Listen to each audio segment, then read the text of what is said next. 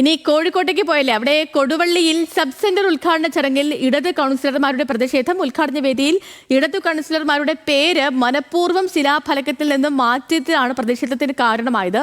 ഉദ്ഘാടന ചടങ്ങ് പൂർത്തിയാക്കാതെ MK Muneer MLA മടങ്ങുകയും ചെയ്തു. രതീഷ് ഉണ്ട് ഈ വാർത്തയോട് കൂടി വിശദാംശങ്ങളുമായി നമുക്കിപ്പം. രതീഷ്, എന്താണ് അവിടെ സംഭവിച്ചത്? സേതു, ഇന്നലെയാണ് ഇത്തരത്തിൽ തലപ്പെരുമണ്ണയിലെ സബ് സെന്റർ ഉദ്ഘാടനത്തിന് വേണ്ടി MK മുനീർ MLA സ്ഥലത്തെത്തിയത്.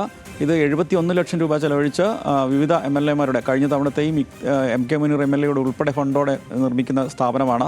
ഈ സ്ഥാപനത്തിന് ഉദ്ഘാടനത്തിൽ ആദ്യഘട്ടത്തിൽ കെല്ലിനെയാണ് ഈ ശിലാഫലകം നിർമ്മിക്കാൻ ഏൽപ്പിച്ചത്. ആദ്യഘട്ടത്തിൽ ഈ ഏൽപ്പിച്ചപ്പോൾ ഇടത് കൗൺസിലർമാരായ 2 പേരുടെ പേരുകൾ ഉൾപ്പെടെ അതിലുണ്ടായിരുന്നു. പക്ഷേ ഉദ്ഘാടന ഫലകം അവിടെ സ്ഥാപിച്ചപ്പോൾ അത് ഉണ്ടായിരുന്നില്ല. തുടർന്ന് വാർഡ് കൗൺസിലർ തന്നെയായ കോൺഗ്രസ് പ്രതിനിധി ഇത് DTP ചെയ്ത് അവിടെ ഒട്ടിക്കുന്ന സാഹചര്യം ഉണ്ടായി. ഇത് വലിച്ചു നീക്കാൻ കോൺഗ്രസ് പ്രവർത്തകർ ശ്രമിച്ചതാണ് വലിയ പ്രതിഷേധം ഉണ്ടായത്. തുടർന്ന് ഇടത് കൗൺസിലർ ഉൾപ്പെടെ വലിയ പ്രതിഷേധമുണ്ടായി. അങ്ങനെ അതിൻ്റെ ഔദ്യോഗിക ഉദ്ഘാടന കർമ്മം പൂർത്തിയാക്കാൻ സാധിക്കാതെ MK മുനീർ MLAക്ക് മടങ്ങേണ്ടി വന്നു.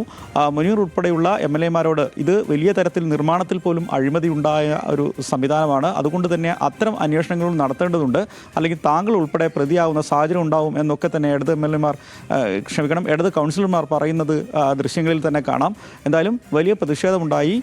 തുടർന്നാണ് MLA ഔദ്യോഗികമായ ഒരു നാണമുറിക്കൽ മാത്രം നടത്തി ഔദ്യോഗിക ചടങ്ങുകളില്ലാതെ തന്നെ ഉദ്ഘാടന സ്ഥലത്ത് നിന്ന് മടങ്ങേണ്ട സാഹചര്യം ഉണ്ടായത്.